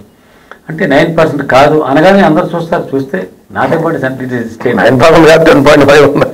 మంది అంటే మన సెంట్రల్ దాన్ని క్యూ తీస్తూ మనం ఇలాంటి అనేక సందర్భాల్లో ఇలాంటి వాటి కోసం నేను ఇంటికి వెళ్తే అలాంటి వాటి కోసం వెళ్ళాను, ఆ పని మీద వెళ్ళాను.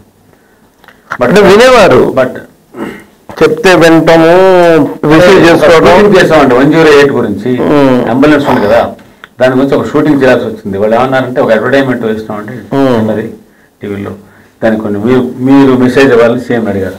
దాన్ని డైరెక్ట్ చేస్తుంది ఎవరంటే కె రాఘవేంద్రరావు. ఆయన పేరు చెప్తే ఆయనకి నచ్చదు. అందుకని ఏం చేశారంటే వెంకట చెంగవల్లి అని ఆయన సిఇఓ ఆయన వచ్చి ఆయన వాళ్ళ పిఆర్ఓ జాల స్వరా అని ఆయన వచ్చి నాకు ఫోన్ చేసి మీరు రావాలి షూటింగ్కి, సండే నేను ఇంట్రెస్ట్ ఉండేది కాదు.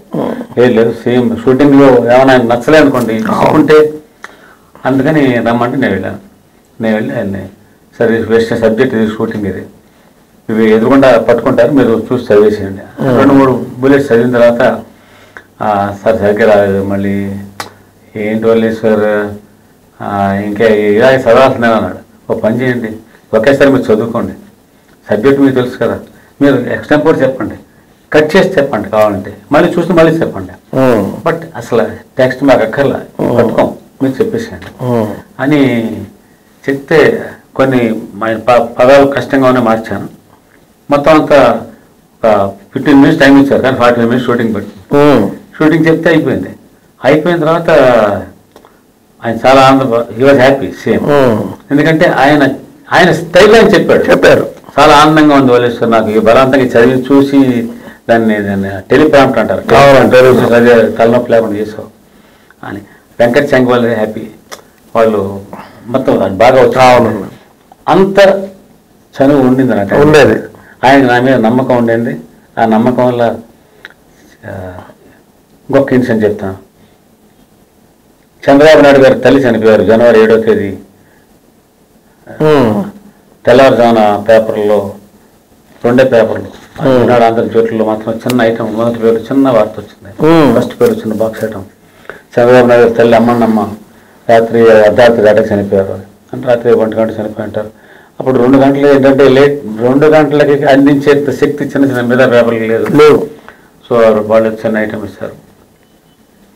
మార్నింగ్ 5 o'clock రాజశేఖర్ గారు ఊరు బయట రిసార్ట్స్లో అప్పుడు రెస్ట్ తీసుకుంటున్నారు అనమాట. సో ఇప్పుడు నేనేం చేయగలను, ఆల్వేస్ మై క్వశ్చన్ ఇది వాడితే నేనేం చేయగలను అని వెంటనే ఐడియా వచ్చి 5 o'clock ఫోన్ చేశాను.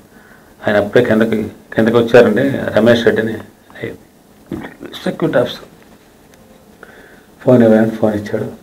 అక్కడ పేపర్లలో ఊరు బయట రిసార్ట్స్లో ఉన్నారు ఆయన ఫోన్ చేసి, సరేలా చంద్రబాబు నాయుడు గారు తల్లి చనిపోయారండి, ఇప్పుడే వార్త వచ్చింది, అరే రాత్రి చనిపోయాక ఓకే సరే అంతేనా, కాదు సార్ మీరు చంద్రబాబు నాయుడు గారితో మాట్లాడితే బాగుంటుంది. ఎలాంటి టైం అది 10,000 కోట్లు జలాగ్నిలో తినేశాడని ఈయన మీద అపోజిషన్ పార్టీ వాళ్ళు విసుగుపడుతున్న టైం అది కోర్టులో వేశారు. అసలు చంద్రబాబు నాయుడు ఈయన ఎదురుపడితే అలాంటి రోజులు అన్నమాట.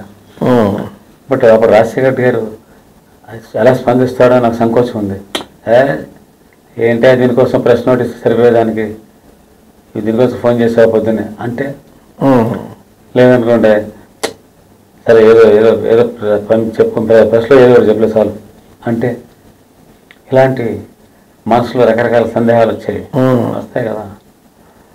అయినా నాకు నమ్మకం ఉంది, వింటారు. ఈజ్ లీడర్ విత్ సంస్కారం ఉన్నవాడు రాజశేఖర రెడ్డి. సంస్కారం ఉంది. పొలిటికల్గా అనేక ఫోన్ చేశారా వెంటనే ఆయన సరే ఇప్పుడు ఎక్కడ మాట్లాడగలం అన్నాడు. నేను కనుక్కొని చెప్తానండి, మీరు మాట్లాడక అభ్యంతరం, బలివాడికి అభ్యంతరం అంటే తల్లి చనిపోతే అమ్మాయి ఎవరికైనా అమ్మాయి కదా. అప్పుడు నేను చంద్రబాబు నాయుడు గారి సెక్యూరిటీ ఫోన్ నెంబర్ తీసుకుని ఫోన్ చేస్తే, సార్ ఇప్పుడే చార్టర్డ్ ఫ్లైట్ ఎక్కుతున్నారు సార్, తిరుపతిలో ల్యాండ్ అయ్యాక నేను కనెక్ట్ చేస్తాను, అప్పుడు మీకు ఫోన్ చేస్తాను, మీరు కనెక్ట్ చేయండి. సరే ల్యాండ్ అయ్యాక ఆ సెక్యూరిటీ ఫోన్ ఫోన్ చేశాడు, సార్ కార్ ఎక్కారని. అయితే నువ్వు ఫోన్ పెట్టి ఇప్పుడు ఫోన్ చేస్తాను. నేను సేమ్ ఫోన్ చేసి సార్ మాట్లాడంటే ఈ సెక్యూరిటీ ఆఫీస్ వాళ్ళకి ఫోన్ చేసి చంద్రబాబు నాయుడు కలిపితే ఈయన మాట్లాడారు. 3 నిమిషాలు మాట్లాడారు, అరౌండ్ 6:15 మాట్లాడితే ఫోన్ పెట్టేస్తాక మళ్ళీ సెక్యూరిటీ ఆఫీస్ నాకు ఫోన్ చేసి సార్ మాట్లాడేసా అని చెప్పమన్నారు. ఫోన్ ఎంతసేపు మాట్లాడారు సార్, ఏమో తెలియదు బాగానే మాట్లాడాను. ఏం చెప్పారు సార్, ఏం చెప్తాం వాళ్ళు సార్, అమ్మాయి ఎవరికైనా అమ్మాయి కదా, బాధ కదా. అమ్మ ఎన్నిసార్లు మన చిన్నప్పుడు పక్క తడిపేస్తే కూడా ఇసుకోకుండా మనకి ముడ్డు కడిగి మనకి ఆకలి కనిపెట్టి పాలిస్తే మనం తోడం అమ్మ తర్వాత ప్రపంచం. అదే చెప్పాను నేను ఆయనకి, చంద్రబాబు నాయుడు కూడా. నాకు కూడా అమ్మ పోయినంత బాధగా ఉంది చెప్పాను. Man of some human touch. అదే సరే నా పని తర్వాత 7:30 రేడియో న్యూస్లో 8 అవన్నీ రెగ్యులర్. బట్ ఆ స్పందన దాన్ని రిసీవ్ చేసిన తత్వం కానీ ఇప్పుడు చీఫ్ గారికి వెళ్ళాలంటే భయపడుతున్నారు. తెలీదు నాకు, దగ్గర నేను చూడలేదు. ఈ సీఎం జనరల్గా ఏ సీఎం అయినా తన ఫోటో కానీ ఎక్కువైపోయింది, అసలు లోపలికి వెళ్ళేవారు బయటకు రానివారు అనే ఇది. అది డిపెండ్స్ అపాన్ 2 things అండి. ఒకటి ఏంటంటే తత్వం, వీళ్ళంతా నా కోసం పనిచేస్తున్నారు. అవునండి. నేను నా చుట్టూ ఒక అడ్వైజర్ని వీళ్ళతో పెట్టున్నాను. దేనికోసం పెట్టాను, నా కోసమే కదా. కాబట్టి నా కోసం పనిచేస్తున్న వాళ్ళు వీళ్ళు తీసుకొచ్చే సమాచారం నన్ను చెప్పేది, నన్ను అడిగేది నా కోసమా కాదా అని జడ్జ్ చేసే శక్తి నాకు ఉండాలి. అది లేదనుకోండి వాళ్ళందరి మీద పెట్టుబడి అనుమానం వస్తుంది. అనుమానం అయితే నేనేం లేడని ఒకటి.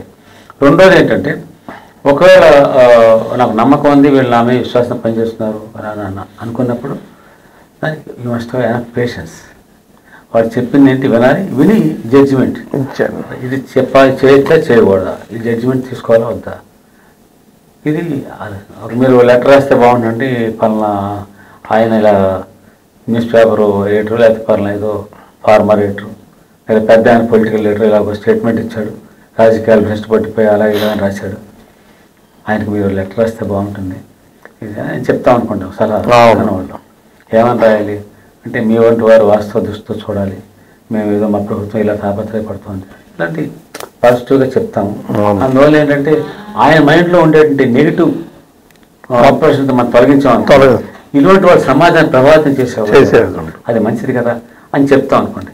చెప్తే ఇందులో ఏదో పాయింట్ ఉంది అని అనిపించి చేద్దాం అనిపిస్తే అది ఒక నమస్కారం. చెప్పినవాడు ఎవరి కోసం చెప్పాడు, మంచి కోసం చెప్పాడు. వాడెవడో ఒక కొట్టంగా వాడు ఏదో అంటే నేను రిప్లై లెటర్ రాయాలా, వాడి వల్ల 100 ఓట్లు వస్తాయా అని ఆలోచిస్తే నేనేం లీడర్ని. అదే. So it all depends upon this 2 factors.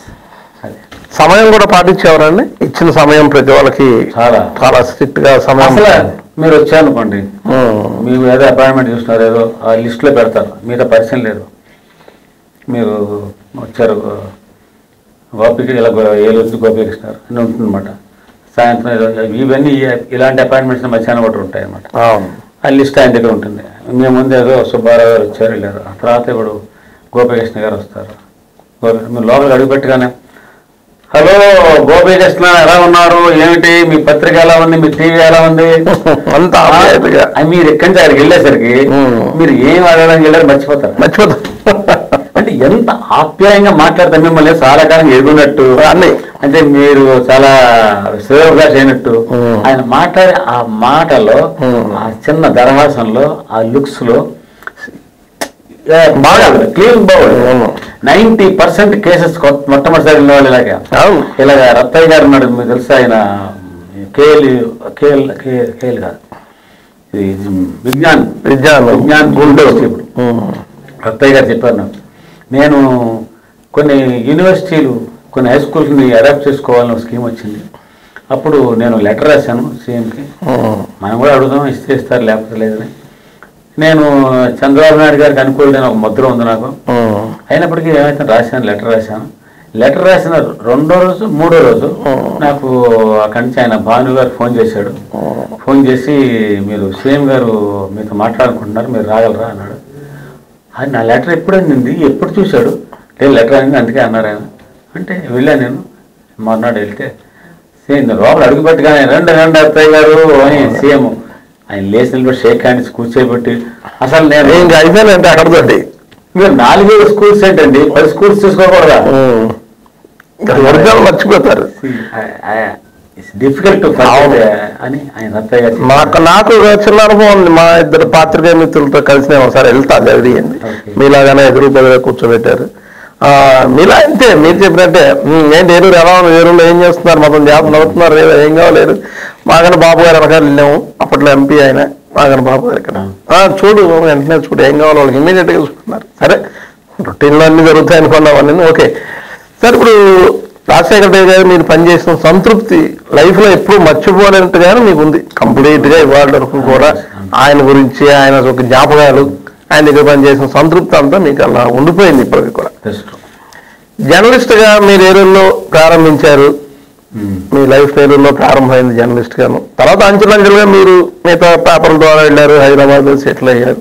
మీరు హైదరాబాద్లో సెటిల్ అయిన తర్వాత కూడా ఏలూరులో ఉన్నటువంటి విలేకరులు ప్రెస్ ఫోరం తరఫున మీకు గోల్డెన్ పెన్ అవార్డును ఒకటి ప్రకటించడం 2012లో మిత్రులందరూ కలిసి మీకు ఇవ్వాలని చెప్పి ఇక్కడ తీసుకురావటం, గోల్డెన్ పెన్ అవార్డు మీకు ఇవ్వడం జరిగింది. ఎలా ఆ సంఘటన పట్ల ఇంకా మీకు ఆ మెమరబుల్ అలాగే ఉన్నాయా? రోజు తలుచుకుంటూ ఉంటాను, ఎందుకంటే ఏలూరుతో అనుబంధం అది చిన్నది కాదు కదా ఏలూరులో. ఇప్పుడు అలాగే ఉంది చక్కగా పెద్ద పెద్ద జర్నలిస్టులు వాళ్ళు.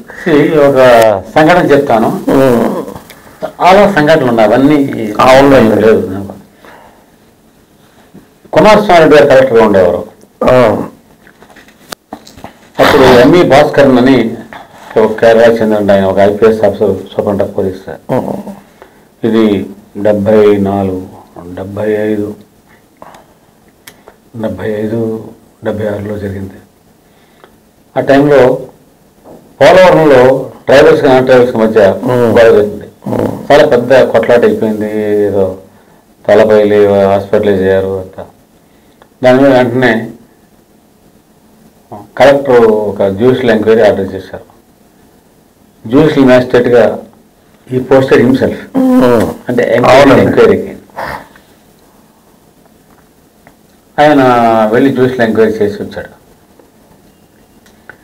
కలెక్టర్కి ఎస్పీకి వెళ్ళే టైమ్స్ బాగాలేదు అప్పటికే, 76 నాటికి. అప్పుడు ఏం చేశారంటే నా భాస్కర్ గారు నా దగ్గరికి ఒక ఇన్స్పెక్టర్ పంపించారు. ఇదే టైం సుమారు 7:30 అలా. ఇన్స్పెక్టర్ వస్తే నేను నాతో పాటు ఇంకొక ఆయన పండగ రాజేశ్వరి ఎక్స్ప్రెస్ ఆయన మా ఇంట్లో మాట్లాడుకుంటున్నాం. వచ్చేసారి మిమ్మల్ని ఎస్పీ గారు ఒకసారి మాట్లాడాలి రమ్మంటున్నారు నాకు. సరే వెళ్ళాను. భాస్కర్ వల్లేశ్వర్ ఒక హెల్ప్ చేయాలి నాకు, పోలవరంలో చాలా భయంకరంగా జరిగింది తెలుసు. మా వాళ్ళు రిపోర్ట్ ఇచ్చారు, నేను ఆ రిపోర్టు గవర్నమెంట్కి పంపించే లోపల ఈయన మ్యాజిస్ట్రేట్ ఎంక్వైరీ ఆర్డర్ చేశాడు కలెక్టర్. బికాజ్ కలెక్టర్ ఇది డిస్ట్రిక్ట్ మ్యాజిస్ట్రేట్. ఈయన ఎంక్వైరీకి వెళ్ళాడు, నేను ఎంక్వైరీ చేసి వచ్చాడు. నాకు కొంచెం అనుమానంగా ఉంది, ఈయన ఎందుకు why he posted himself as the enquiring officer. So మా వాళ్ళ ఏమన్నా పొరపాటు చేశారా, లేకపోతే ఈయన ఏదన్నా చేస్తున్నాడా నాకు అర్థం కావట్లేదు, నాకు హెల్ప్ చేయాలి. I take you into confidence. ఏం చెప్పండి, నేను నీకు ఒక కారు ఇస్తాను, private car.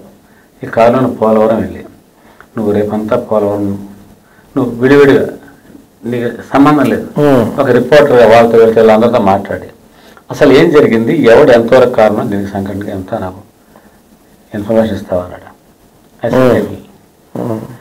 So next day morning early morning 5 o'clock బయలుదేరితే 9-10కి వెళ్ళాము. కలగా రామ్మోహన్ రావు అని ఒక ఫ్రెండ్ ఉండేవాడు అక్కడ. Political leader? పొలిటికల్ కాదు, ఆయన Andhra Jyothi హిందూకి agent. Okay. Agent ఆయన ఆంధ్ర జ్యోతికి రిపోర్టింగ్ కూడా, ఆయన రిపోర్టర్ కాదు, ఊరికి ఉంటే ఆయన కబుర్లు చెప్పుకుందామని ఆయన కూడా ఇద్దరం కలిసి వెళ్ళాం. అక్కడ కెప్టెన్ ఒక ఆయన ఉండేవాడు. మొత్తం అంతా చూసిన తర్వాత మాకు ఆ విషయం అర్థమైంది. మధ్యాహ్నం 3కి నాకు కంప్లీట్ పిక్చర్ వచ్చింది. విడివిడి చాలామంది కలిసాను. మళ్ళీ తిరిగి వచ్చి రాత్రి 7 గంటలే ఎస్పీని కలిసి ఇది నాకు తెలిసిన విషయం అంతా ఇది అంటే, అప్పుడు భాస్కర్ ఒక మాట అన్నాడు, మా వాళ్ళు కొంచెం ఓవర్ యాక్ట్ చేశారు, so I have to correct my report, thank you, అయిపోయింది. నెక్స్ట్ డే కుమారస్వామి గారు కబుర్ చేశాడు పొద్దున్నే. ఒక ఆర్డీఓ తహసీల్దార్ ఒక ఆయన వచ్చాడు. వచ్చే సార్ కలెక్టర్ గారు మీతో మాట్లాడాలన్నారు, ఫోన్ ఉందా, నాకు ఇంటికి ఫోన్ లేదు, కొన్ని మీరు టైం చెప్తే ఆ టైంకి వెళ్దాం. నేను మధ్యాహ్నం ఉన్నాను, మధ్యాహ్నం 2 o'clock వెళ్ళాను, 2:30 వెళ్ళగానే కలెక్టర్ 2:30 అంటే ఆయన లేదు 5 o'clock రమ్మన్నాడు. మనం 5 o'clock వెళ్తే కలెక్టర్ వాళ్ళు ఇస్తున్న పోలవరం వెళ్ళాడు కదా అన్నాడు. అవునన్నా, పోలవరంలో ఏం చూసాను, అందరితో మాట్లాడాను. అలా సరే, ఎంతమందితో మాట్లాడావు, ఎవరెవరితో మాట్లాడావు, ఇవన్నీ చెప్పాను. ఎంతమందితో మాట్లాడాను, వివరాలు అడగలే ఆయన. అంత మాట ఎంతసేపు మాట్లాడడం, నాకు హెల్ప్ చేయి. నా మ్యాజిస్ట్రియల్ ఎంక్వైరీ రిపోర్ట్ తయారైంది, ఇది హైలీ కాన్ఫిడెన్షియల్. నువ్వు యాంటీ రూమ్లో కూర్చుని ఈ రిపోర్ట్ ఒకసారి మొత్తం చదివి నీ ఫైండింగ్స్ నుంచి డిఫరెంట్గా ఇంట్లో ఏమైనా ఉందా అనిపిస్తే నాకు చెప్పు. అంటే చిన్న చిన్న పేర్లు పొరపాటు ఉంటే కాదు, బేసిక్ ఘర్షణ జరగడానికి కారణమైనటువంటి అంశాలు ఉన్నాయి. అటువంటి అంశాల విషయాల్లో నా మ్యాజిస్ట్రియల్ ఎంక్వైరీ రిపోర్ట్లో ఏమన్నా వాస్తవానికి పూర్తి భిన్నంగా ఉందా, అది help me, but it's highly confidential. అయితే ఓకే. కలెక్టర్ యాంటీ రూమ్లో కూర్చున్నాను, కాఫీ తాగుతాను, ఒక 20 minutes రిపోర్ట్స్ వచ్చేసాను. బై అండ్ లార్జ్ పెద్ద డిఫరెన్స్ అండి. కొన్ని పేర్లు మాత్రం చెప్పాను, ఇట్లా పేరు ఏదో చౌదరి కాదు, ఇది తర్వాత ఈ సంఘటన ముందు కాదు, ఇది జరిగి వెనకాల ముందు జరిగింది, ఇలాంటి చిన్న చిన్నది. Otherwise thank you, I enjoyed. మర్చిపోలేని క్రెడిబిలిటీ అది. వాళ్ళు ఎందుకు కాన్ఫిడెన్స్ ఇస్తారు, ఆ క్రెడిబిలిటీ ఇతను నమ్మదగిన వ్యక్తి అని అనిపిస్తున్నప్పుడు క్రెడిబిలిటీ సంపాదించడం అంటే ఒక పెద్ద బండరాయి. మన ఏదో హైదరాబాద్ నౌబత్ పహాడ్ అంటారు, బిర్లా మంది పైకి ఎంతో మంది చాలా మంది తోసుకెళ్ళి పాతకాలం తోసుకెళ్తే పైకి వెళ్తుంది. అది వాడు చెడగొట్టుకోవాలంటే కాలుతో ఒక తంది అంతే కిందకు వచ్చి, అంతే కదండి. So credibility, building credibility strenuous, it takes years. దాన్ని నిలబెట్టుకోవడం కూడా అంత కష్టపడాలి. But once it is proved you are a man of credibility, people ఇలా సంఘటనలు చాలా ఉన్నాయి. మీరు ఎంత చేశారు, క్రెడిబిలిటీ ఇంత మామూలు జర్నలిజంలో, లౌకికంలో, పొలిటికల్గా అన్ని రంగంలోనూ చూశారు. తర్వాత మళ్ళీ భారత్ టుడే ఒక ఆధ్యాత్మిక ఛానల్ కాదు, న్యూస్ ఛానల్. అది న్యూస్ ఛానల్, ఇది పరిపూర్ణానంద స్వామి ప్రమోట్ చేశారు కాబట్టి అది ఆయన ప్రేరణతో వచ్చింది. బట్ అది ఆధ్యాత్మిక ఛానల్ కాదు, ఛానల్, న్యూస్ ఛానల్. అది మీరు పరిపూర్ణానంద స్వామీజీ చేశారు కాబట్టి ఆధ్యాత్మిక ఛానల్ కింద అది బ్రాండ్ అయిపోయింది. స్వామీజీ చేశారు కాబట్టి. ఏమన్నా మీకు స్వామీజీకి మీకు అనుబంధం ఎందుకని అలా ఇలా ఆధ్యాత్మికంగా లేదా స్వామీజీతో మీరు పెంచుకోవడానికి ఏంటి కారణం? స్వామీజీ అడిగారు. స్వామీజీ ఆంధ్రప్రదేశ్ ఎడిటర్గా చేస్తున్న టైంలో 2015 ఏప్రిల్ దాకా ఉన్నాను. అంటే రాష్ట్ర విభజన జరిగి నవి ఆంధ్రప్రదేశ్ ఏర్పడి ఇక్కడ చంద్రబాబు నాయుడు చీఫ్ మినిస్టర్ వచ్చిన తర్వాత కూడా నేను 10 నెలల పాటు ఆంధ్రప్రదేశ్ ఎడిటర్గా చేశాను. నాకు ఇంకా ఆ టైంలో పరిపూర్ణానంద స్వామి వారు ఇన్వైట్ చేశారు భారతీయ ఛానల్కి న్యూస్ ఎడిటర్ చీఫ్ ఎడిటర్ గారమని. ఓకే, అది ఛానల్ కూడా ఒక ఇంట్రెస్టింగ్ మీడియా కదా, అందులో కొన్ని మంచి ఎక్స్పెరిమెంట్స్ చేయొచ్చు అనుకున్నాను. వెళ్ళాను, 4 ఏళ్ళు ఉన్నాను అందులో. మాకు అప్పుడు లైసెన్స్ వేరే లైసెన్స్ మీద అయిపోవాళ్ళం. లైసెన్స్ వచ్చేదాకా ఉన్నాను. లైసెన్స్ కోసం ఢిల్లీ 4-5 సార్లు తిరగాల్సి వచ్చింది. పరిపూర్ణానంద స్వామి ఆయన కూడా చాలా కష్టపడ్డారు. లైసెన్స్ వచ్చిన తర్వాత నేను 2019లో ఇంకా ఆ ఛానల్లో నాకు ప్రింట్లో ఉన్నంత కిక్ లేదు, మజా లేదు. పైగా నాకు పుస్తకాలు రాయడం అప్పటికి ఎంఎస్ కోవల్ నచ్చి చాలా పుస్తకాలు రాయించారు. నిప్పులా నిజమని, రాజీవ్ గాంధీ హత్య దర్యాప్తు, టీవీ నరసింహారావు పుస్తకం, ఆఫ్లైన్ నరసింహుడి పేరుతో half lion, reserve bank Duvvuri Subbarao రాసిన హూ మూడ్ మై ఇంటర్స్టేట్ అన్న తెలుగులో రిజర్వ్ బ్యాంక్ రాతిపాడు, చాలా పుస్తకాలు రాసింది. తర్వాత పివిఆర్ కే ప్రసాద్ గారి రచనలో నాహంకర్త, హరికర్త, అసలు ఏం జరిగిందంటే, తిరుమల లీలామూర్తం, తిరుమల చరిత్రం, ఈ పుస్తకాలని ఎడిట్ చేశాను. సో నాకు ఈ రచనలో పుస్తకాలన్నీ కనబడతాయి, ఒక సంతృప్తి ఉంటుంది. అందుకని నేను స్వామీజీ ఎంఎస్ కోవల్ పిలుస్తున్నారు, అప్పటికే కంటెంట్ ఎడిటర్గా రమ్మన్నారు. అందుకని బయటకు వచ్చాను. ఇప్పుడు ఎంఎస్ కోవల్ ఉన్నారు, ఎంఎస్ కోవల్ కంటెంట్ ఎడిటర్గా ఉన్నాను. ఇప్పుడు స్టిల్ ఇంకా స్టిల్ అనక్కర్లేదు. స్టిల్ ఏమంటే ఏం స్టిల్ అంటున్నారు, ఎందుకు స్టిల్ అంటున్నారు అంటే ఇప్పుడు ఇంకా కంటిన్యూ చేస్తున్నారా? స్టిల్ అదే ఇప్పుడు ఉన్నాను, అదే అదే అదే అదే అంటే కంటిన్యూ చేయడం, కంటిన్యూ అంటే ఒకసారి అయితే కంటిన్యూ చేయడం అంటే స్వామి దగ్గరకు వచ్చి మళ్ళీ 2019 జూన్ నుంచి నేను ఎంఎస్కో కంటిన్యూనే. ఇలా చాలా చాలా బుక్స్, జోగుల్బంది, అద్వానీ వాజ్పేయి 60 సంవత్సరాల అనుబంధం ఎలాగ స్టేబుల్ గవర్నెన్స్కి దారి తీస్తుందని, అది ట్రాన్స్లేషన్. మోదీ పబ్లిక్ 20 అంటే మోదీ 20 అంటే మోదీ 20 సంవత్సరాల ప్రజా జీవితం మీద చాలా మంది ప్రముఖులు రాశారు, 22 మంది. అనువాదం, చాలా పుస్తకాలు. నా రాజశేఖర గారితో నా అనుభవాలు, వైఎస్ఆర్ ఛాయలు, ఇలా ఒక 16 పుస్తకాలు దాకా నేను వర్క్ చేశాను. అది ఇప్పటికీ నాకు సంతృప్తినిచ్చేది. అది ఎంఎస్కోలో కంటెంట్ ఎడిటర్గా. ఐ లవ్ బుక్స్, అందులో ఆనందం ఉంది. ఫేస్బుక్లో వాటిలో కూడా మీరు చాలా యాక్టివ్గా ఉంటారు. కరెక్ట్, ఫేస్బుక్ ఎందుకంటే నాకు నా ఆనందం కోసం రాస్తుంటాను. అరుణాచలం ఉంది, నేను మెడ్రాస్ అమెరికాలో ఉండగా శాస్త్రాన పర్వతానికి వెళ్ళాం. వెళ్ళినప్పుడు ఏమిటి శాస్త్రాన పర్వతం స్టడీ చేస్తే రమణ మహర్షి చెప్పారు, అరుణాచలం ఎంత శక్తివంతమైందో, ఒక అగ్ని పర్వతం, అంత శక్తివంతమైన పర్వతం ప్రపంచంలో ఎక్కడన్నా ఉందా అని ఆయన శిష్యుడు భరద్వాజ మహర్షి అడిగినప్పుడు ఆయన చెప్పారట, భూమికి అవతల వైపు ఇదే ప్లేస్ లో ఉంది ఒకటి, దాని పేరు శాస్త్ర. నేను అమెరికాలో ఉన్నప్పుడు కాలిఫోర్నియాలో ఆ శాస్త్ర పర్వతం అధ్యయనం చేస్తే చాలా నిర్ఘాంతపరిచే అంశాలు. శాస్త్ర పర్వతం కింద ఒక నగరం ఉండేది, శాస్త్ర పర్వతం మీద తమిళనాడు నుంచి విడిపోయిన ఒక భూభాగం అయినప్పుడు లెమూరియన్స్ ఉంటారు, వాళ్ళు అక్కడ నివసించారు. ఇప్పటికీ ఏడాదికోసారి ఆ లెమూరియన్స్ అంతా అక్కడ సమావేశం అవుతారు. అక్కడ శక్తులు ఉన్నాయి, ఆ శాస్త్ర పర్వతాన్ని ఆవహించి అక్కడ సంబరాలు చేసుకుంటారు. ఇలాంటి ఆసక్తికరమైన విషయం ఏది కనబడినా ఎవరు వేసుకుంటారు, ఎవరినో నేను ఆ పత్రిక ఈ పత్రిక ఎందుకు, నేను ఫేస్బుక్లో రాస్తాను, నచ్చింది అనుకోండి షేర్ చేసుకుంటే కొన్ని లక్షల మంది చదువుతారు. అది సో నా ఆనందం కోసం. బికాజ్ ఒక జర్నలిస్ట్గా నేను చేసిన విశ్రాంతి లేని ఉద్యోగం, అది సంతృప్తి కలుగుతుంది. అదే విశ్రాంతి లేని ఉద్యోగం, రిటైర్మెంట్ లేదు మీకు.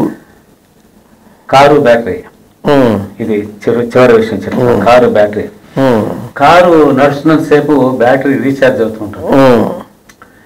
నడిసే పొజిషన్లో ఉన్న కార్ని మనం నడుపుతూ ఉండాలి. అవునండి, అందువల్ల బ్యాటరీ రీఛార్జ్ అవుతుంది. కాబట్టి మన శరీరం కూడా కార్ అనుకుంటే ఇది పని చేయగల శక్తి ఉంది, పనిచేస్తూ ఉంటే ఈ బ్యాటరీ రీఛార్జ్ అవుతూ ఉంటుంది. I believe in it. అంతే, అది నడుస్తున్నంతసేపు నడుపుతూనే ఉండాలి, కానీ ఇక్కడ ఆపకూడదు.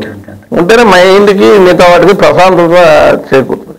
సార్, చివరిగా ఇంకా సీనియర్ జర్నలిస్ట్గా ఇప్పుడున్నటువంటి, సరే ఈ వాతావరణంలో ఈ జర్నలిస్టులు వీళ్ళకి అలవాటు పడ్డారు ఉన్నారు, కానీ ఏ రకమైన మెసేజ్ ఇవ్వాలి జర్నలిస్టులు అనేవాళ్ళు, ఏ రకమైన మెసేజ్ ఇవ్వాలి పబ్లిక్కి? మీరు జర్నలిస్ట్ కాక మనకు జర్నలిస్టులు ఏ రకమైన మెసేజ్ ఇవ్వాలి, ఎలా పనిచేయాలి మీరు అనుకున్నారు అలా పనిచేయడానికి ప్రయత్నం చేయాలి, అలా అదే స్ఫూర్తితో పనిచేయాలి, అంతే, నథింగ్ ఎల్స్. ఏదైతే అనుకున్నామో అదే స్ఫూర్తిగా చేయాలి. మళ్ళీ సమాజంలోకి వెళ్ళి చూడండి, బయటకు వెళ్ళి చూడండి. బయటకు వెళ్ళినప్పుడు ఏం మాట్లాడతారు? మీరు జర్నలిస్ట్ కాదనుకోండి, ఏం ఎక్స్పెక్ట్ చేస్తారు? అయితే అప్పుడున్నటువంటి రాజకీయాలకు ఇప్పుడున్నటువంటి రాజకీయాలకు తేడా ఉందా? సమాజంలో పరిణామ క్రమాన్ని అన్ని వృత్తుల్లో వస్తుందండి. అన్ని వృత్తుల్లో వస్తుంది. ఎడ్యుకేషన్, మెడిసిన్, ఇంజనీరింగ్ ఎన్నో రావట్లేదు. టెక్నాలజీ మనం ఒకప్పుడు టీవీ వస్తాయని తెలుసా? రేడియో తప్ప ఏం తెలియదు. టీవీ వచ్చాయి, టీవీ నుంచి ఇంకా చిన్న ఫోన్ టీవీ వస్తాయని తెలుసా? తెలియదు. ఫోన్లు వస్తాయని తెలుసా? ఫోన్లు చూసుకోవచ్చని తెలుసా? మారిపోతుంది. పరిణామ క్రమం అనేది మారుతుంది. సృష్టిలో మనిషి జీవితంలో నిరంతరం జరిగేటువంటి ప్రక్రియ మార్పు వస్తూ ఉంటుంది. మార్పు తగినట్టుగా ఖచ్చితంగా అనేక మార్పులు చేంజ్ చేసుకుంటూ ఉంటుంది. కానీ ప్రకృతి ధర్మం మారదండి.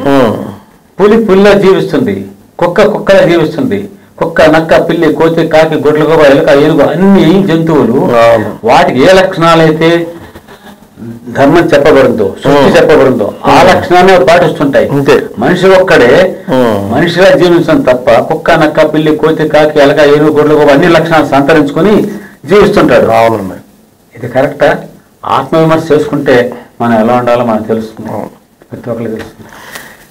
ఏదైనా సీనియర్ జర్నలిస్టు వల్లీశ్వర్ గారు వాళ్ళ జీకే డిజిటల్ న్యూస్కి ఒక ప్రత్యేకమైనటువంటి ఇంటర్వ్యూ ఇచ్చి ఎన్నో చక్కటి విషయాలను తెలియజేశారు.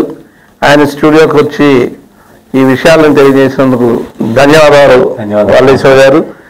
ఇలాంటి కార్యక్రమాలకి చూస్తూ ఉండండి జీకే డిజిటల్ న్యూస్.